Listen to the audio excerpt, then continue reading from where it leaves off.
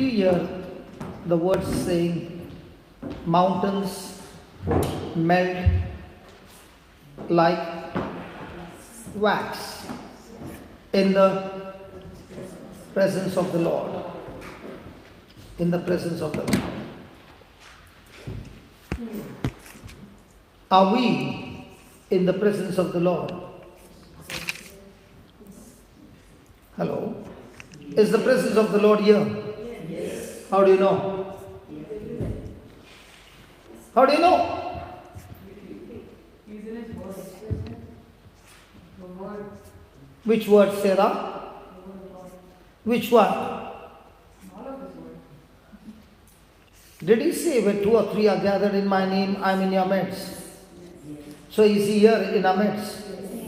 The question is, he is here, but are you here?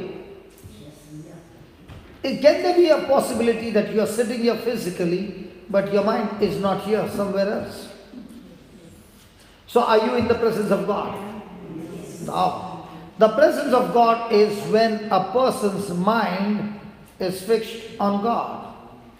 Now the disciples in the midst of the storm, were they in the presence of God? Was Jesus sleeping in the boat? Yes. So were they with him? He was with them, but were they with him? No. They were totally and completely controlled by the storm, and they were so much controlled by the storm that they woke him up and they even questioned him, do you not care for us? So when Jesus saw the storm, was he in the presence of his Father? So did he open his mouth and speak to the storm? Yes. Yes. Did the storm cease? Yes. So also in our life, we are going to face circumstances, but are we allowing ourselves or forcing ourselves or fighting the battle to keep our focus on his word? Or we are quickly disconnected with the word by allowing our focus to be distracted by circumstances. And that is what happened to Abraham, what we were learning. If he looks at his wife, the wife is an old lady. When she was young, she could not bear children. And now here comes the promise in the old age that you are going to have children and you shall be the father of many nations. In a hopeless situation, God gives him hope. That's why God is called as a God of hope to the hopeless. And he gives hope through his written word. Hallelujah. Hallelujah. So just go to Romans chapter. Just go to the verse 17 and then we'll go ahead. Same one, 17. Please read that. Okay, go read the 16th verse. Or give me the 15th verse.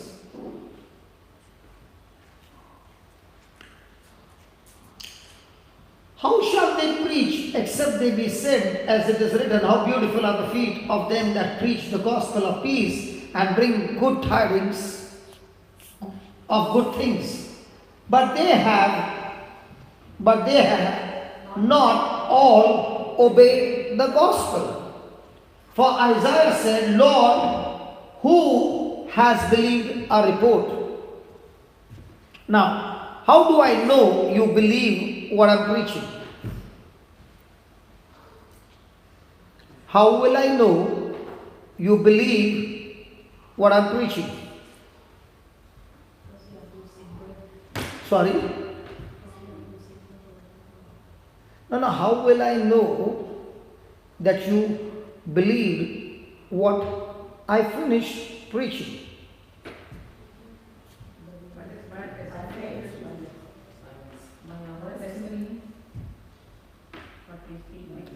A person who believes what the person heard after the preaching is the person who quickly gets into action to what he heard. So after the preaching is over and he goes home and he never opens the Bible, he never opens the notes, he never goes to the teaching again by the CD of either YouTube or whatever. He came, heard, but never believed. And the whole currency of heaven is based on your believing. God cannot do anything for you because He has done it. The council has sent the electric power to the main box and it is supplied to every junction. You can fix as many appliances as you want. The council has no problem.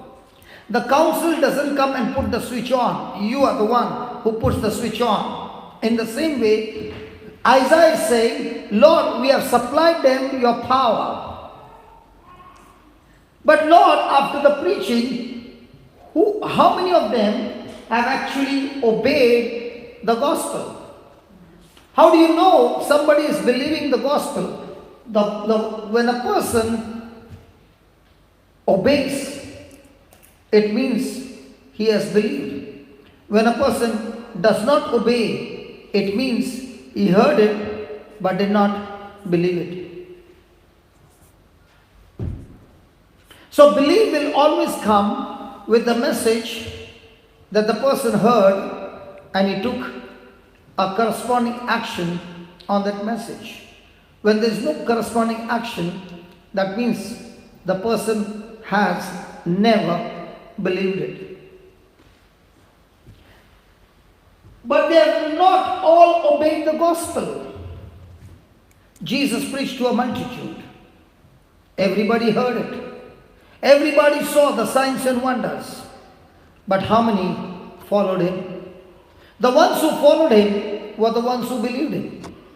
The others came, saw, heard, could have got healed as well, but did not follow him, but followed their own desire. So the prophet Isaiah said, Lord, who has believed our report? So for that believing to come, which means faith, comes by, come on, read that. So then faith comes by hearing, and hearing by the word of God. So the prophet Isaiah went and spoke what God had told him to speak. The people heard it. Some of them, when they heard it, they believed, and so faith came in, and their life was in the supernatural. The others heard it, but did not believe, and therefore they continued their journey, not believing the gospel. Hallelujah. So now, did God speak to Abraham? Yes. Did He say, I have made you father of many nations? Yes. Now, was this case a case of hope? No. All physical evidence said what God promised, it is impossible. Put that 18, Romans 4:18. And that's why he says against hope, he believed in hope, not considering his own body.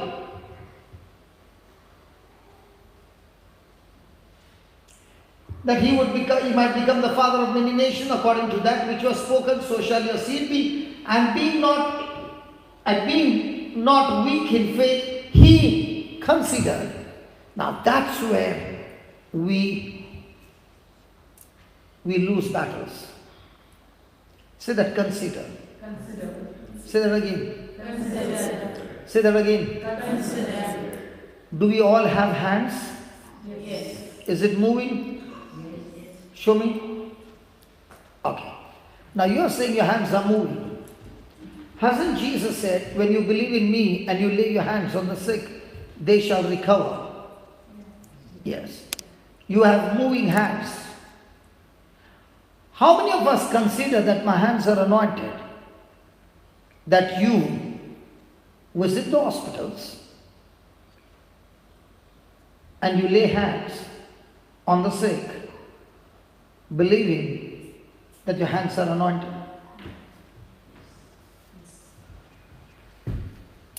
If we Christians are to believe that and consider what God said, then the first thing we would do would be what? Lay our hands on the sick. Did he say they will recover? So what was your job? To make them recover, or your job was to believe and lay hands? But do we practice it? We don't practice it because we never considered it.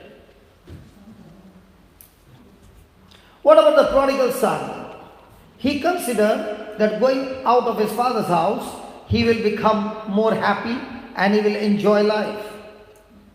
So considering that, he left his father's house and went in search of pleasure, entertainment. And he got into a bad line and he found himself into trouble. Everything was lost and now he's going around asking for help. Because he considered that if I can go to my friends and ask them for help, they will surely help me. My problem will be solved. So he considered that and went to his friends. Now he found that none of the friends looked at him. So he found a job. And he considered that this job will give him some money by which he can live his life. But now he found the job that he got did not even give him money to eat food. He was hungry. So he considered, let me eat the pig's food and survive. But then when he began to eat the pig's food, he found that it was not satisfying. So now he once again began to consider, should I stay here or should I go back to my father's house? Because I am also a servant and there are servants in my father's house. But in my father's house, the servants are treated so well. He considered. Now every time for you to believe and move into faith and confidence, there's always going to be consideration. Every moment we are considering. And whatever we are finding in our own mind, which is strongest and the best, that is the decision that we take.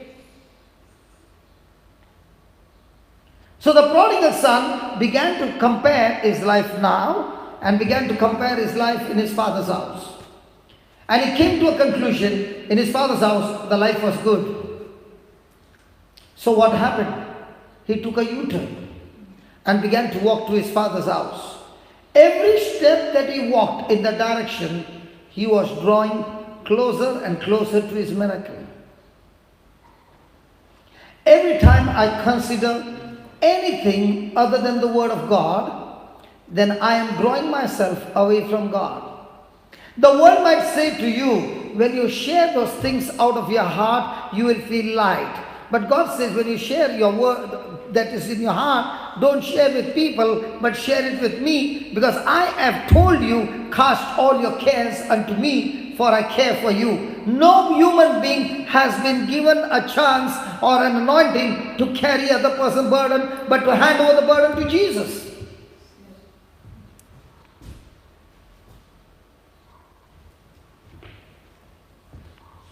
That's why he says, cast your cares unto me. When you say cast, it doesn't say give. He says throw it with such a force that you don't take it back again.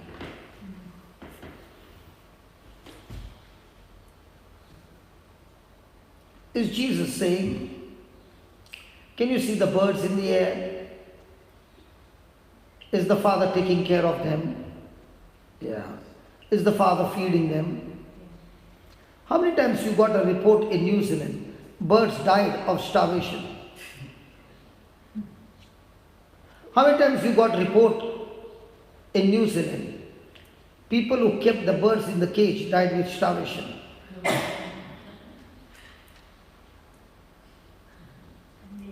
The people who kept the birds in the cage forgot to feed them. But the same birds who were free for so many years, they never died with starvation. And if the Father can feed those birds, Jesus said, can you consider that the same Father is able to take care of you because you are more precious than those birds? But do we consider what the father's love is, or do we consider the problem bigger than the father? Your future is based on what you consider. Abraham considered not his own body, now dead. How many of us in every aspect of life are all the time considering my body, my life, my.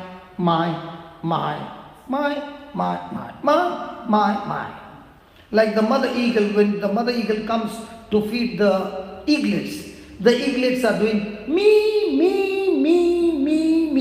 From the eaglet they became mature, and now it's time to fly out of the nest, but they're still me, till the eagle stirs up the nest and pushes the eaglets out of the nest. They have no option but to flap their wings, and they are falling like a stone. But they keep on, and they think they are going to die. But the father eagle is waiting to pick them in the mid-air and bring them back to the nest. And the procedure goes on and on till that me turns into a mature eagle flying. And that's why the mama has to push that eaglet out of the comfort zone, and the eaglet is falling down. There are no options but to learn to fly. But humans are the only ones who, even till the last breath, are still on that me. It's all about me. Nobody loves me. Nobody cares for me. Nobody helps me.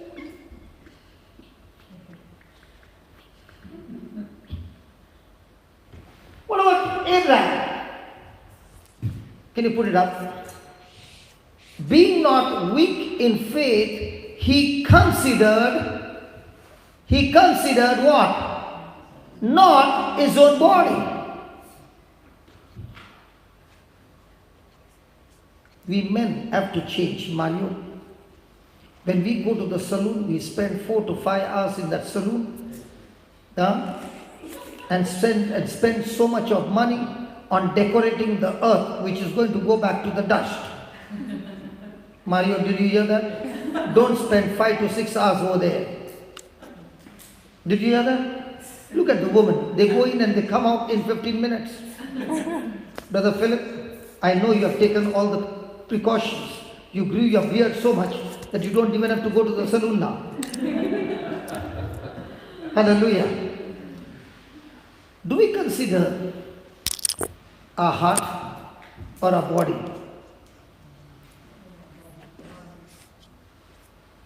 Do you consider your soul or your body? Really?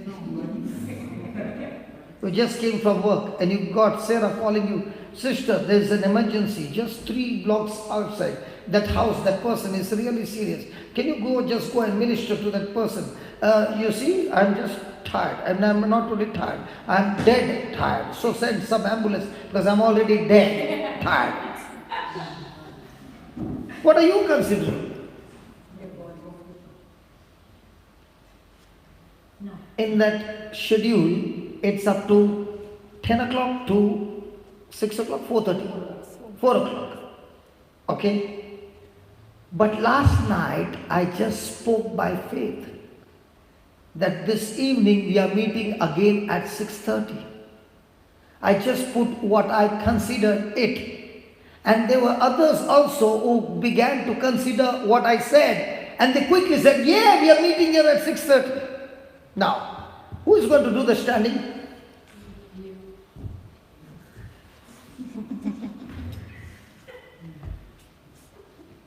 Now, there will be others also who will be saying, you are standing on one side, who will be doing the cooking? Mario. Hallelujah. Are you following? For everything there is considering. But if I am standing, say, let's say 4 hours more, is it going to benefit others, or are they paying me based on salary, on hourly basis? So when a person does not consider himself, but considers God, His Word, and others, he is always victorious. Let me give you an example. Jesus is on the cross. Has he become weak? Is he bleeding? Is he in pain? He has been stripped naked. Now what is he considering? Himself? God or others? When he is put to shame, he can say to God, God, please cover me. I am been put to shame. God, please do something. But what is he opening his mouth and saying? Father, forgive them, for they know not what they are doing. Now, is he looking at his benefit or is he looking at their benefit? When a person is all the time looking at others' benefit and stop looking at his own, he cannot go weak, he goes strong. And the word teaches you to focus on yourself so that you focus on yourself and you make yourself strong by making yourself God.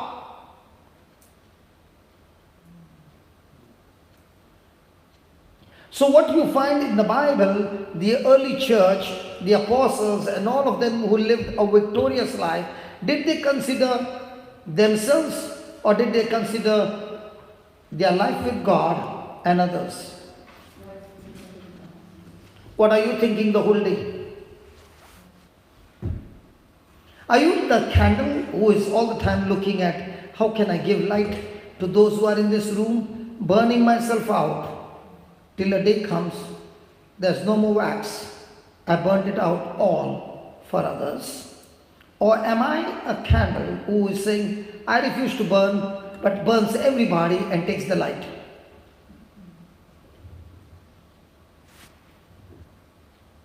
These are God's kingdom principles.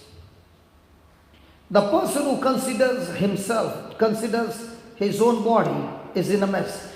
I'll share with you once what happened. It was my early days and I would go everywhere. She knows when she was a small baby, I used to come to their place, preach the word of God. Everywhere I would run, anywhere. And if I come to know anybody sick, I'm the first person to run.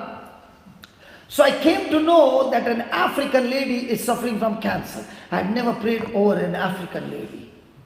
I was only praying for Indians. This time it was a foreigner. I was so excited and I went there and I wanted to pray for her. So when I visited her, I said, I've come to pray for you. I heard that you're suffering from cancer, so I've come to pray over you. And she said, young man, it's so good that you've come. Please sit down, let's talk.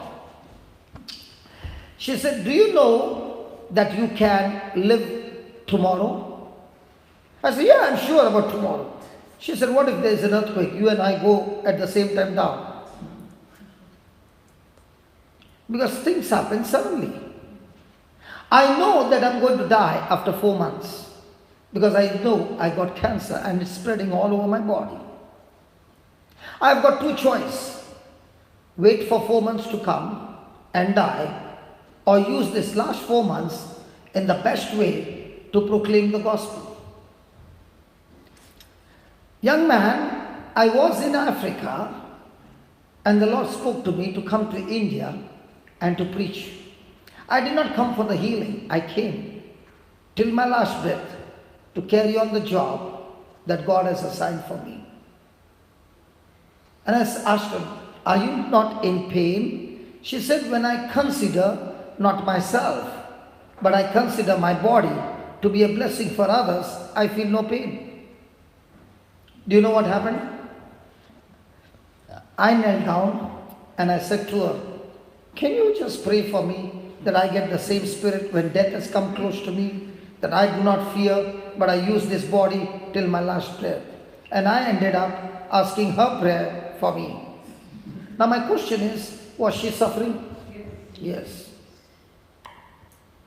But did she consider her own body? Did she come to preach? And let me tell you, till somebody says, nobody would believe. She had so much of joy, so much of strength, and so much of focus. She preached for might be a week or 10 days, and she went back. But when she preached, she proved with a lifestyle that she considered nothing compared to the knowledge that comes from God.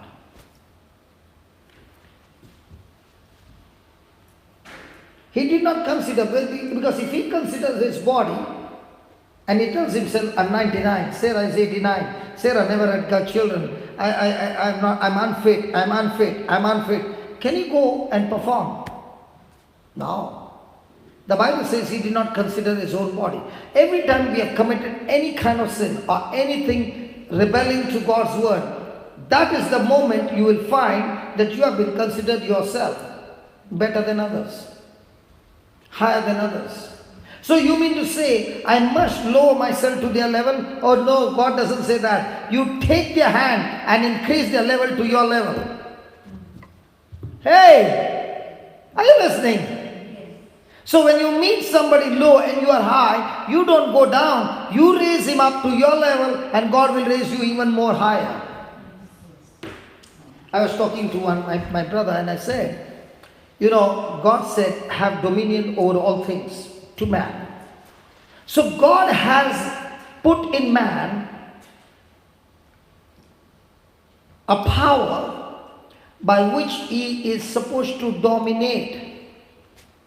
But he did not say dominate over people, he said dominate over all my things, all that I've created, but not on man.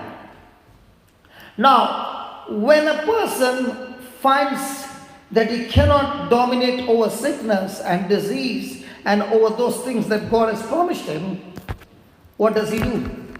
He ends up dominating over people. And that's when the real problem starts. Hallelujah. Hallelujah. Hallelujah. Hallelujah. Go and check people who dominate over sickness, powers of darkness, satanic power. You will find they don't control people. Did you find Jesus controlling the people? Even his apostles, he said, you're free to leave. I'm not forcing anybody. And what did Peter say? Where can we go, Lord? You have the words of wisdom. Was Jesus having dominion over all powers of darkness, nature, sickness and disease? But did he control anybody? No. But did his love change our lives? So what's going to change somebody? Love. Praise God. When he was about 100 years old, neither yet the descendants of Sarah's womb, 20. He staggered not at the promise of God through unbelief. How did Abraham overcome unbelief?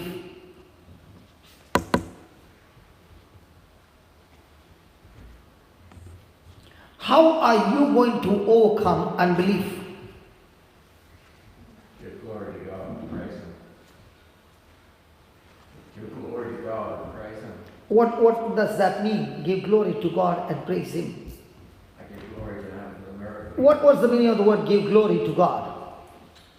Praise God. Give Him the glory for what's happened. What is? Can you tell me what is glory? Sorry, give the story. No, what is glory? Oh, glory.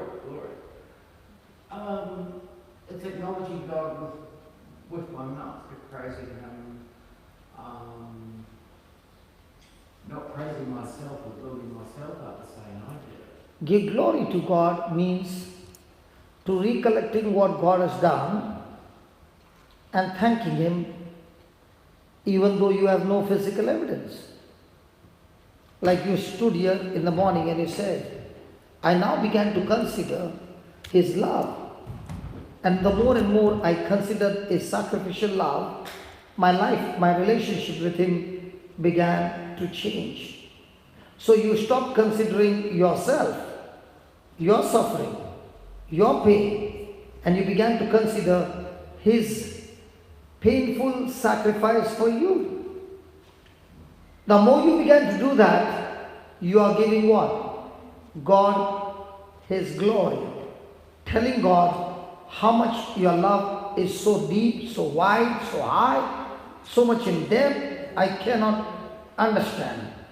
Praise God. Hallelujah. So your mind is now full of what? Thanks. Full of God, right? So are you considering now your healing? Actually no. Good. Actually no. So your mind is full of what? Giving glory to God. So are you connected to God? Yes. So are these heaters now on? Is it leaving heat? So when I remove it, will it be connected? Will the heat still be coming out? No. In the same way, when you give glory to God, everything that is wrong begins to die and new things begin to get created in its place. I can have the heater, plug it in, but never switch it on. How do I know that the heater is on? You feel the heat. Before the heat can come, do you see the light on? Yeah. Can you see the filaments becoming reddish or orange? Now you know, as long as the color is bright, heat has to come. In the same way, as long as you are giving glory to God, the healing has to come. The deliverance has to come. The supernatural has to come. Everything of God has to come. All I've got to do is keep my tongue praising Him day and night and giving Him the glory. And when you do that, the Bible says He was strong in faith. The same situation, and he's sitting before, he is kneeling down before God and he's going on telling how miserable his condition is. Now, did he consider God? Or did he consider the situation? He's talking to God how miserable his situation is. So is he giving God the glory or is he giving the devil the glory? You know, sometimes when people come to share the testimony, they share the testimony in such a way that they use about, say, 40 minutes were given, 30 minutes they speak about how bad their life was. And then they say how the Lord touched them in 3 minutes. And in the next 2 minutes they say how they received the miracle. Actually speaking, in that whole testimony of 35 minutes, 40 minutes, the person was giving glory to the devil. He was talking about how the devil had used him. But the same person, after understanding, begins to share in 3 minutes how bad his situation was and begins to give the process of how his life changed by using God's word. He is giving what?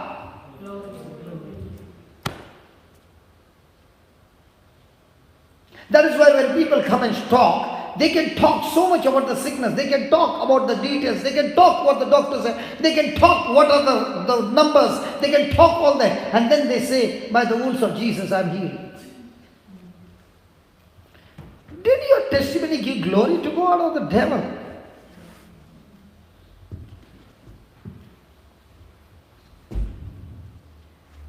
Hallelujah. Hallelujah. So most of the time in the times of trouble, do we give glory to God or do we give glory to the devil? And some of them feel good about talking to everybody and calling everybody and giving their details of what the devil has done and telling them, keep me in prayer. And those people will also go and forward the same message that you give, and they are all spreading the glory of the devil in your life.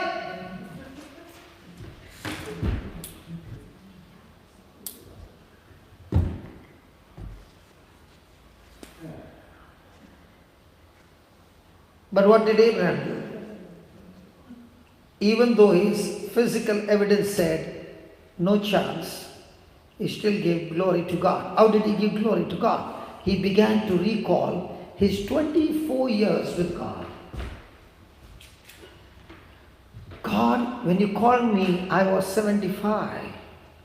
And you did this, and you did this, and you did this, and you did this, and you did this, and you did this. And I know, Lord, that it was not possible. It was not possible. This was not possible. This was not possible. So the whole day is doing what? Giving glory to God of what the Lord has done. So the more and more you recall what the Lord has done in your life, and the more and more you recall what the Lord has done in people's life using the Bible, and the more and more you give glory to God for all the Red Sea, partition of the Red Sea, and all these big miracles and what Jesus has done for you on the cross, you are giving glory to God, and that's when your faith is getting stronger and stronger, and your unbelief is dying. You are starving your unbelief, and you are feeding your faith. But doesn't all of that make you a stronger person, what you go through? What you go through? What you go through makes you strong because you learn from what Come you here, come here. Come here. Because no, I'm not going to pray again. No, because why? When you're asking some questions, okay, you're talking from that distance. The people who are watching, okay, they can't hear your question. Then they feel we are out of this whole teaching. So what were you saying? What you go through, doesn't that make you a stronger person with all the hurts and things? And you may say that the devil did it, but in a way, God is teaching you something to make you a stronger person. So the more trials you go, you become stronger and stronger. Hopefully you learn from it. And you become stronger and stronger. In a way, you should be stronger because you don't repeat what you've been through. What I am saying, the more trials you go, you learn more and you become stronger. I should hope so, yes. That also she's not saying yes, I hope so. No, You say yes or no. Yes, yes. If I ask you, are you a woman or a man, what will you say? I hope so. No. I'm female, yes. You are female, yes. So in the same way, I'm asking you, when a person goes through trials, according to you, the person will learn through those trials and get stronger and stronger. Yes. That's what you say. Yes, I am. If that was true, all the Christians would be extremely strong people. But they don't learn from it, and that's why they're weak. They don't learn from it? They don't learn from their trials, and they keep Okay, making okay. the same mistakes. Okay. I went through depression. And in that depression, I lost my memory. I did not know what is my name. So that means my family became strong. Not your family. Oh, I became strong. I mean, I became strong. it's teaching you different things, and hopefully that you would learn from what. I did not know my name. So, I mean, until you regain your memory, maybe. so how will I regain my memory? I don't know.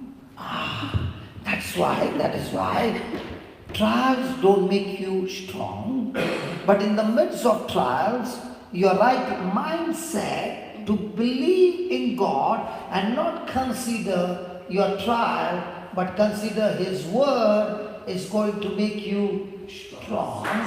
And if you don't have the word, then you will be very strong in your unbelief. Okay. Because I became extremely strong in unbelief, so strong that I was thinking about how to end up my life. Now, how did it get reversed? It got reversed because a lady like you came to my house, spoke to my wife and said, if we can take him to the church where the word of God is being preached day and night, that word of God, if it gets into his ears, faith comes by hearing, and hearing by the word of God that the preacher is preaching.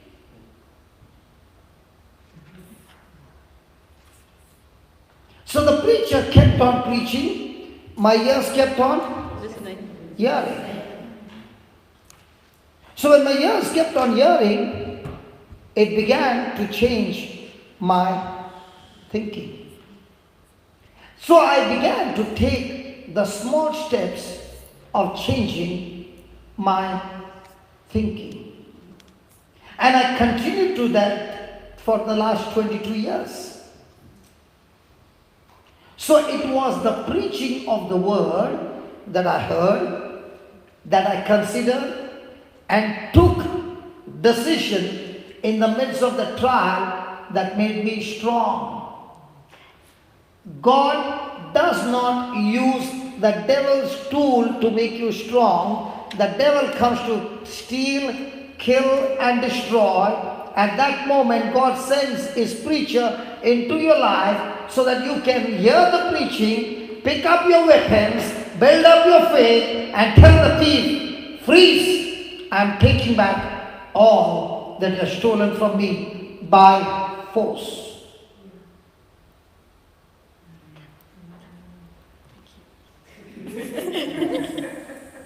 Because if trials could make people strong, all of us Christians would be the strongest people on this earth. And those who are the unbelievers, we could have taught them how to be strong. Trials don't make you strong. Trials have come to kill you.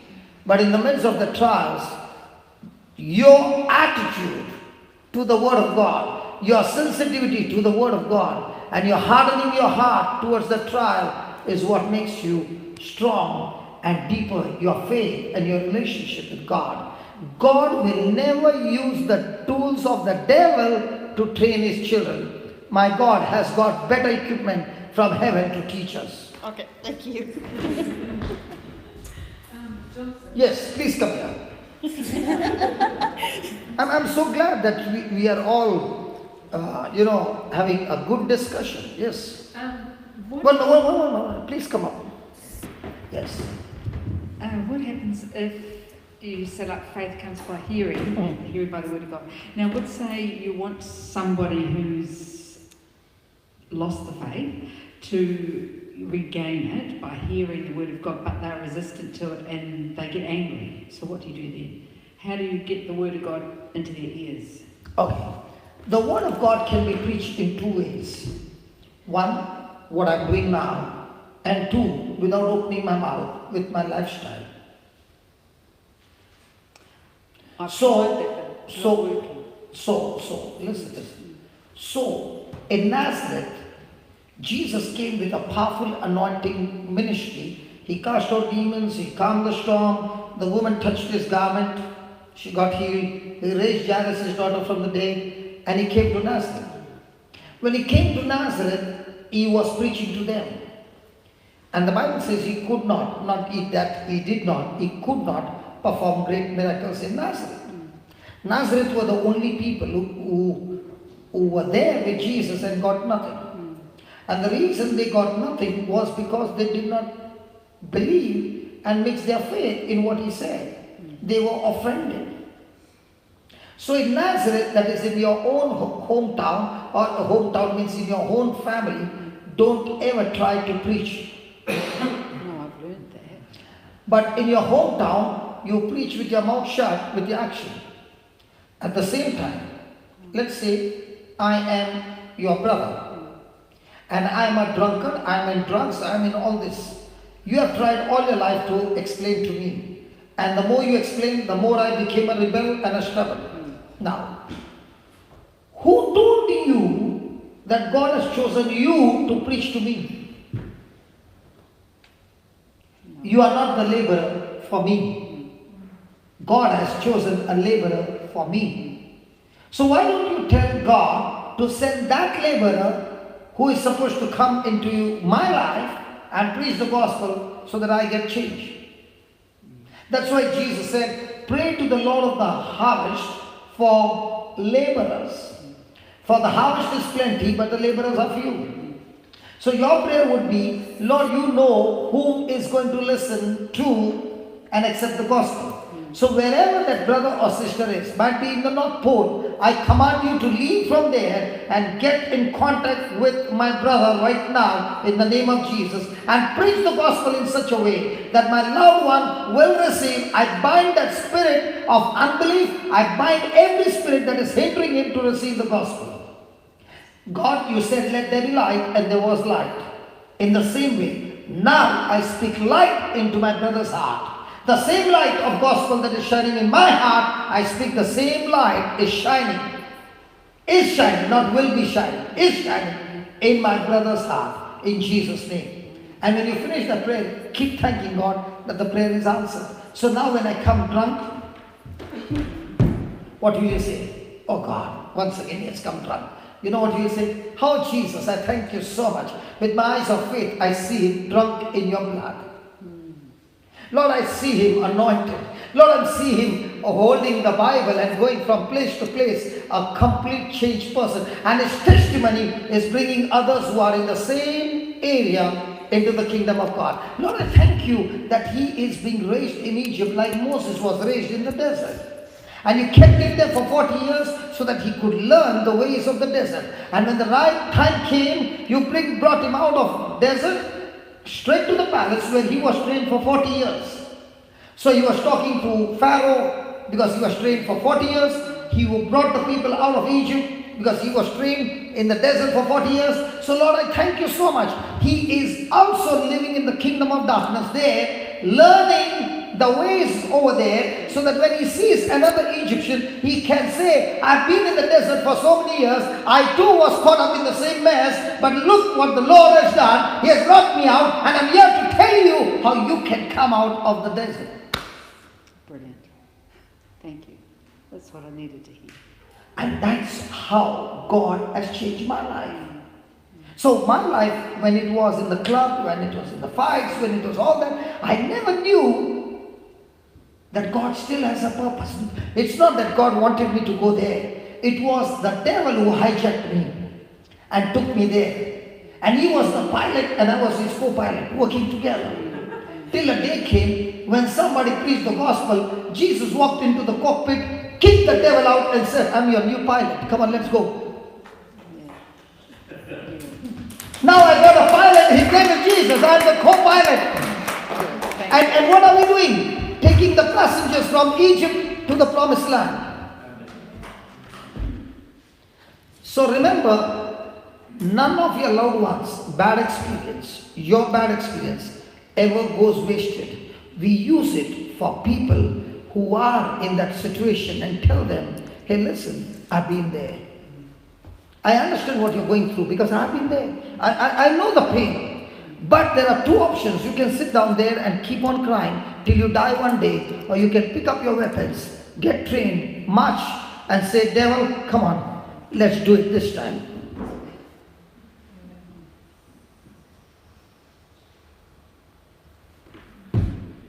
The same person whom you see once upon a time in depression could not take bath with the door closed, could not stay in a room all by himself. And the same person today, casting out demons. What made the change? The preaching of the gospel. Yes, I read the Bible after I got touched, but I could not understand till somebody came and gave me understanding by the preaching. You can read the Bible every day and not understand anything and not even understand the application. Do you think your life will change? No. For the life to change, you got to understand the gospel. That's why Jesus preached. Why was Jesus preaching the scriptures? The Pharisees were also preaching the scriptures. How come they did not get any result? When Jesus preached, he preached them in such a way with simple parables that people began to understand. And it was that understanding that brought freedom to them. When you asked me a question, or somebody asked me a question, and I brought that charger out. I've never done it in my life. The Lord said, bring that, I'll show you what you can teach her now. It made such an impact in my life now. Lord, if the connector is not right, I can keep on trying to push, it won't get in. My faith gets me right into the storehouse of God, right to the throne of God, and the devil can't stop me. Hallelujah. You know, after you asked me the question, I got all charged up then. Hallelujah. Hallelujah. Now that's the verse we have to study. 21.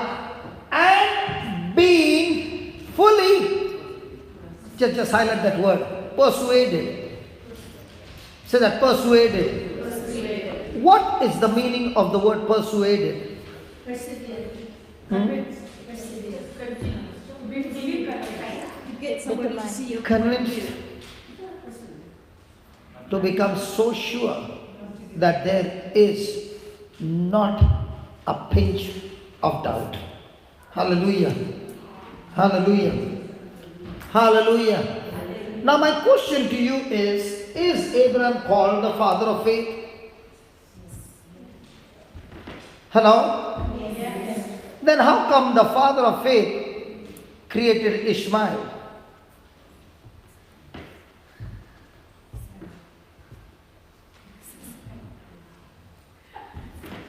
How come the father of faith brought Ishmael into this world?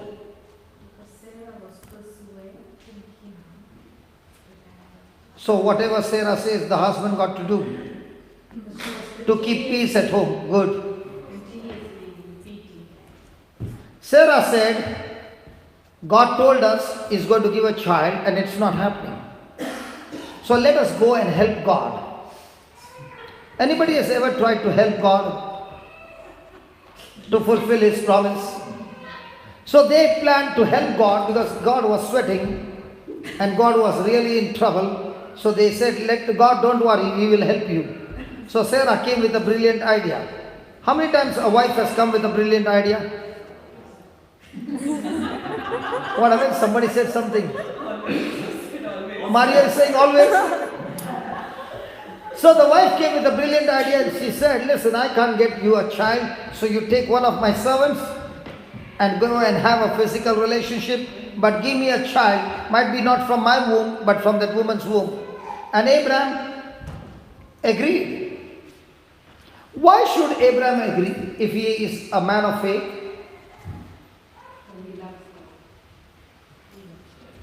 But he is a man of faith, isn't it? Here is the proof. That position of persuading, to be sure, to be concrete, doesn't come in one day.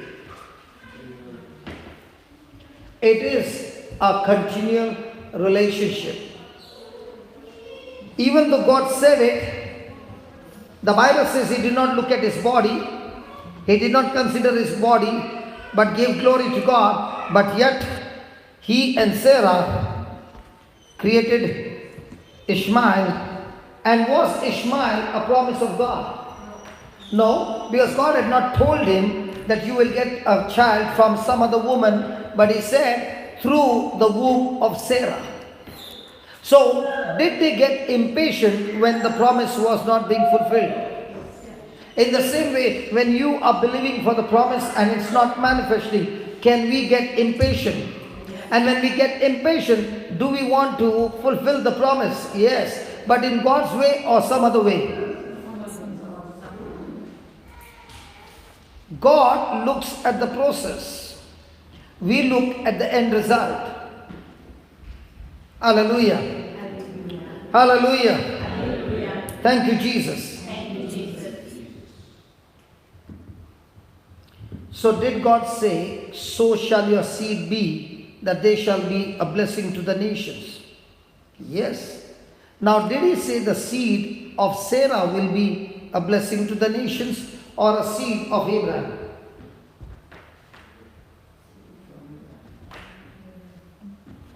When He said a seed of Abraham, He meant from the womb of Sarah. But the Ishmael came from the womb of Sarah or he came from the womb of Hagar? So can that promise be activated? No. Praise God. Hallelujah. Hallelujah. Now when Ishmael was born, was there joy in Sarah's life? When Ishmael was born? Yes. She was so happy. But how long did the smile remain? Now she found that Hagar is ruling over her. Now she found that Hagar is not even allowing her to touch her baby. Whenever we create an Ishmael, it really looks good. But the day Ishmael is born, from then on, creates a problem, because the one which is created by the word of God and the one that is not created by the word of God, they are two different kingdoms. One created out of the spirit, one created out of the flesh. The thing created out of the flesh is always in enmity with the thing created by the spirit. They can never stay together in one roof. Hallelujah. Hallelujah. So even though the mistake was done, now did Sarah and Abraham continue to believe what God had promised them? Yes. Because now they began to believe in what God had promised them, they came to the point where Abraham was fully persuaded about what? About the miracle of God's ability. Hello, about the miracle of God's ability. Hello, the miracle of God's ability. If you are fully persuaded with that God is able to do, then you are not bothered about the manifestation, because once you know it is able, you can go and do it. If I understand the system, how the camera works, I am confident that I can synchronize, and the best part is that is synchronized from here to that mobile, not with a wire, but with a wireless frequency. This thing you can connect it with wire, but that is connected through a wireless frequency. In the same way, faith is not connected with some physical wire. It's connected with a frequency unseen. And here is Abraham, now understanding after all these experience, how to get connected to God, surely through a force which is unseen. And he begins to realize that as long as I'm stuck to the promise of God, I know and I know and I know that God is able to do what he says he will do. Why do we get into doubt? Because we are doubting God's ability.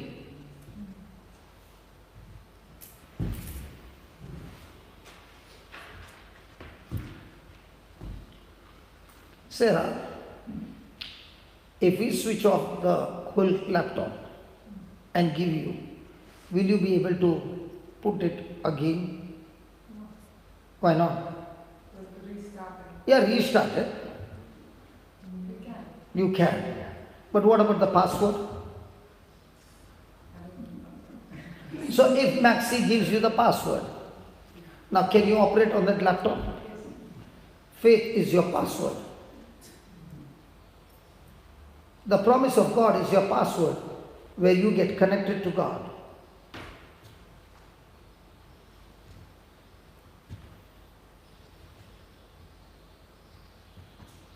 Johnson, can I ask a question, please?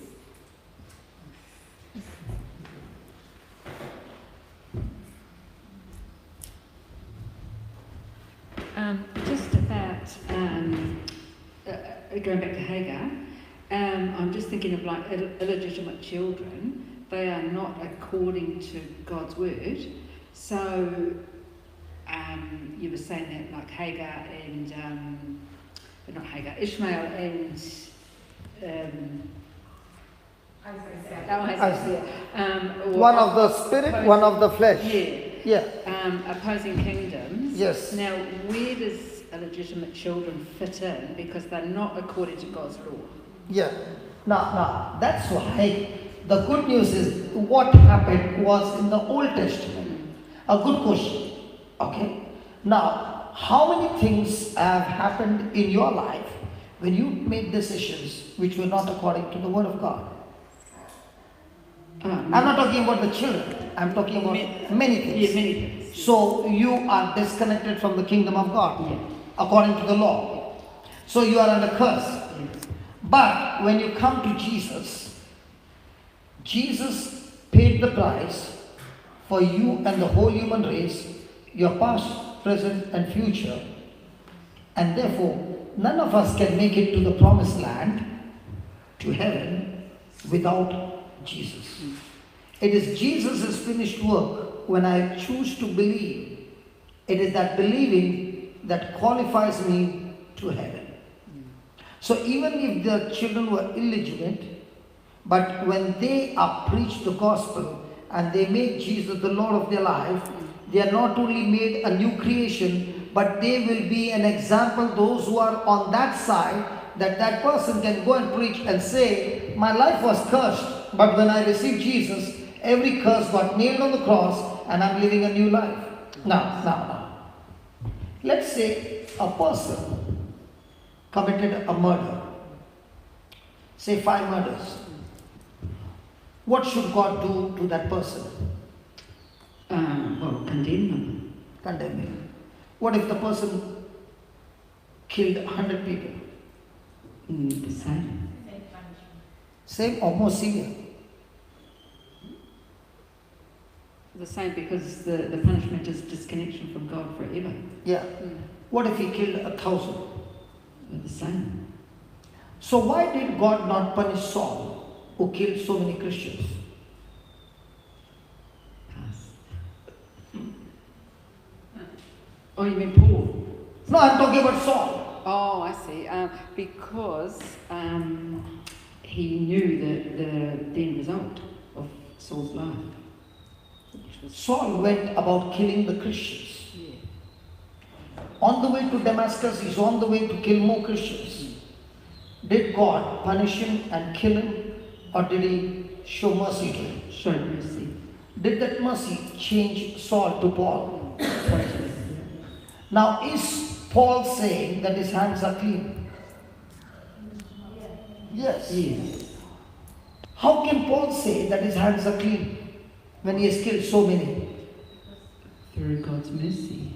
So that means Paul is saying, when I was Saul, I deserved punishment. And that punishment which I deserved, Jesus got punished in my place. Then when Jesus got resurrected, I also rose with him. And I got this new life, a born again life. So from Saul, I become Paul. So the punishment that was due on me, on Saul, has already been nailed on the cross. Now I'm a new creation. I am Paul. So when you remind me of my past, I don't see in my past, because my past is nailed on the cross. What I see now is my future, what Jesus did for me on the cross, and he earned that blessing which he gives to me as a gift, and I am focused on that gift. Yeah. Okay, good. Are you understanding? Yes. But if a person is looking at the past, then he cannot go into the future. Because I had the same question. And the Lord answered me this way. I am not the God who deals like humans. I am the God of mercy. I am the God of forgiveness. Now for forgiveness, it cannot be free. A price has to be paid. And who pays the price? The one who forgives. So Jesus paid the price by his life, death, his blood, his suffering and all that. And because the price has been paid, now God is able to forgive us for our sins. Praise God. Before we go, can you just write down on the word persuade? Please, Sarah. Sarah, I promise you I'm not going to preach 10 minutes. Because I want this word persuade to get deep down. Because once you get this persuasion, no, you can keep the laptop off. Okay? I'm not going to preach. Once you understand this word and go for this one word in your life, when you consider it, it's going to make the whole thing change. Praise God. Hallelujah. Hallelujah. Write down. Romans 4:21 says,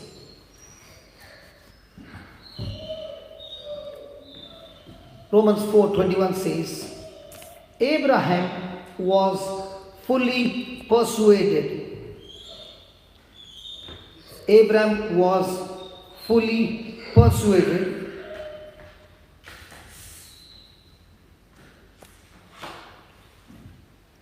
what God had promised,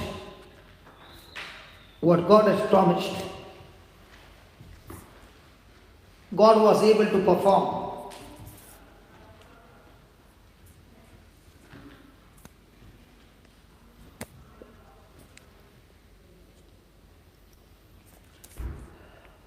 According to God's promise,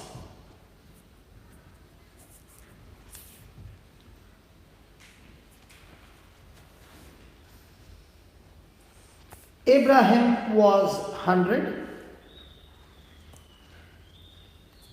Sarah was 90,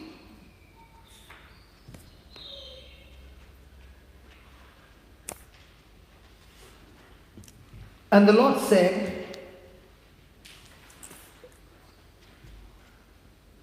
I'm going to bless you with a boy,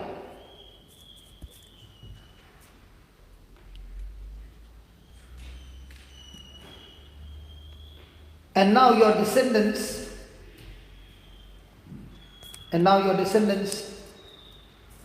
are going to outnumber the stars.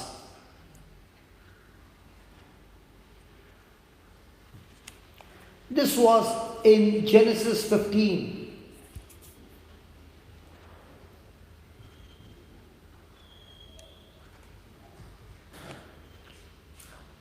Next paragraph. Abraham and Sarah did not reach the point. Abraham and Sarah did not reach the point of being fully persuaded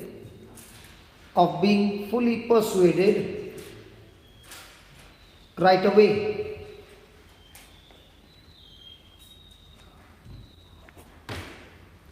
In fact, the promise seemed to not manifest. In fact, the promise seemed to not manifest, and therefore they decided to help God.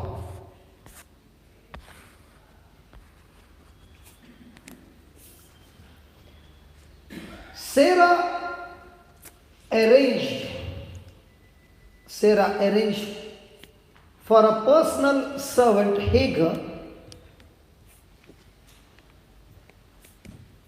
Sarah arranged her personal servant Hagar to have a physical relationship with Abraham.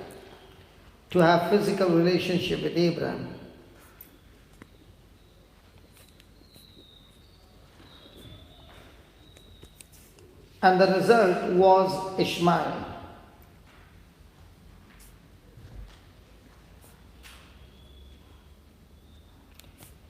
Even though the child came from Abraham,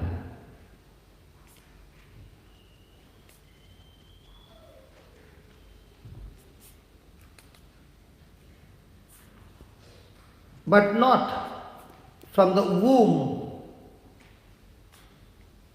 of Sarah, Ishmael was not God's promise.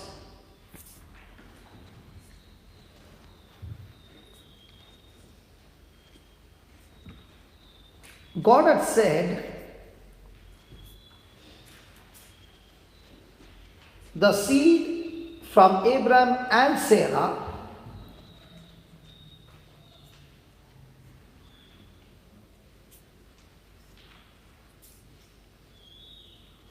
would bless all the nations of the earth. Would bless all the nations of the earth.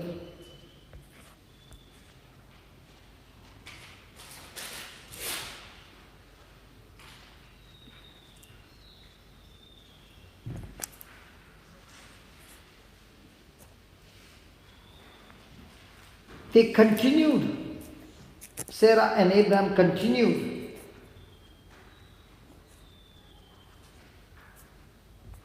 to believe,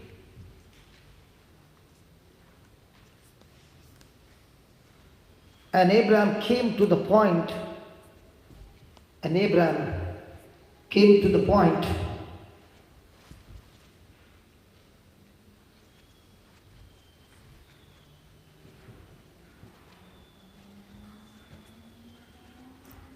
of being fully persuaded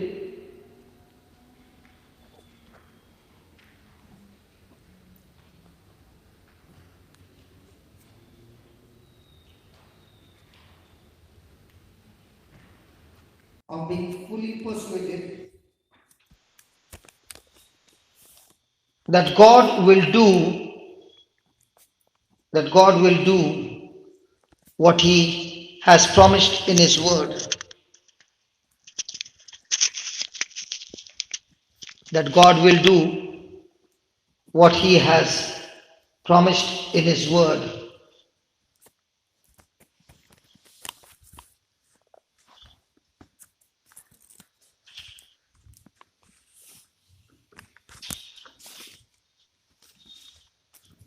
We find here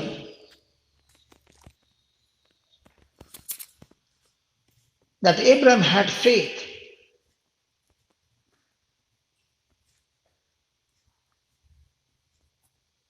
but lacked confidence.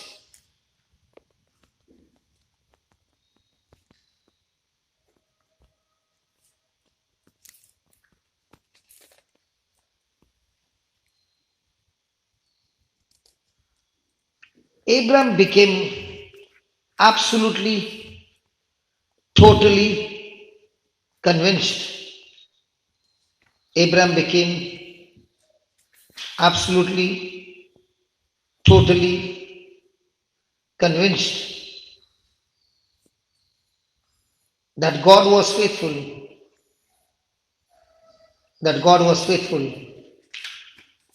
to keep His promises.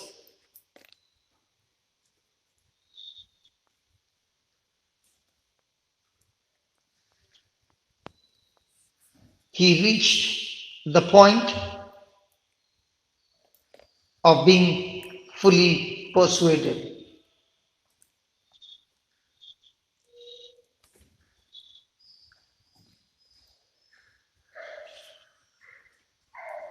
The same is true for us.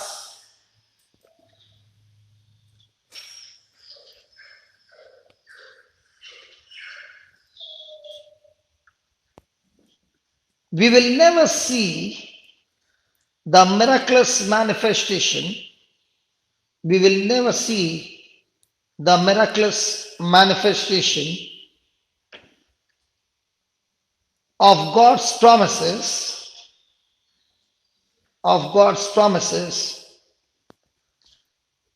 in our life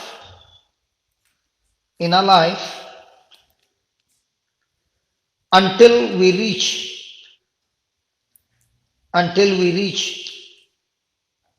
the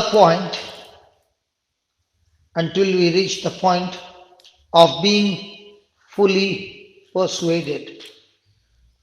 being fully persuaded. Praise God. Father, we thank you, we praise you for teaching us these truths. And as you take us through the journey of confidence, O Lord, we are all excited that as you take us deeper and deeper in this topic, the more deeper we go, the more we understand our mistakes, and we need to make our corrections and start considering all that you are teaching us. Father, we thank you that confidence always brings reward, and faith with confidence brings forth the manifestation of your glory. So from now on, O Lord, Our focus is to build up our confidence by feeding our spirit over and over with your spiritual food that converts that food, that word of God, into our faith. We thank you, we praise you, Lord, that as we have heard it, we have believed it, and from now begins our practice to do what we have heard it. And this practicing is just like a person who is playing sports. When he starts the game, in the beginning, he is a loser. But as he goes to the coach and begins to take the training and practice it day and night, a day comes when he's standing on the first place, on that stand, with millions of people watching him, because he has become a master in that sport. In the same way, Lord, you want your children to become master in operating in faith, so that millions and millions of people can see your glory, how you took the weak and made him strong, how you took the foolish one and made him wise. Lord, it is time for glory, and thank you for teaching us these truths that we can practice and bring forth the big harvest. In Jesus' name, amen. Come on, let's give the Lord a big hand of praise. Come on. Thank you, Jesus.